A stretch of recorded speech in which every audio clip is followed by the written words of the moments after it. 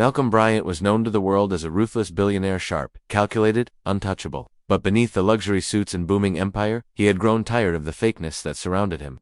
After a sudden car accident, minor, but enough to justify some rest, Malcolm saw an opportunity to conduct a social experiment of his own.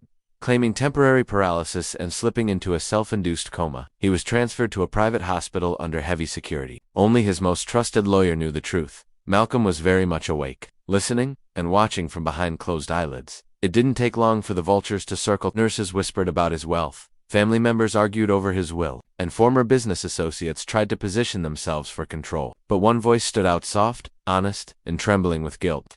Late one night, Malcolm heard the familiar rustle of scrubs and a chair scraping gently beside his bed. "Mr. Bryant," the voice said, "I know you can't hear me, but I need to confess something, and I hope you'll forgive me."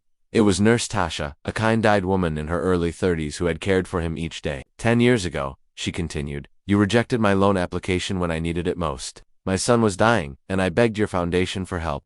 I wasn't anyone important, just a single mom trying to stay afloat. You never even saw my letter." Her voice cracked. "He didn't make it, and I hated you for a long time. I blamed you, your money, your power. But after working here, I see you're not the monster I made up in my head. You've been generous, funding medical research, helping veterans, rebuilding schools, and even in this bed, your presence changes people. I needed to say I'm sorry, and thank you, for everything." Malcolm lay still, but inside, he was reeling. The confession wasn't what he expected. It was raw, human, and it pierced through the armor he'd built over the years. The next morning, he called his lawyer and instructed him to rewrite his will.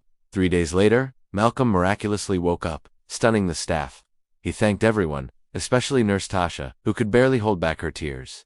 Weeks later, Tasha received a letter. It was from Malcolm's foundation this time, with her name on it. Enclosed was a check for $2 million to start her own pediatric care clinic.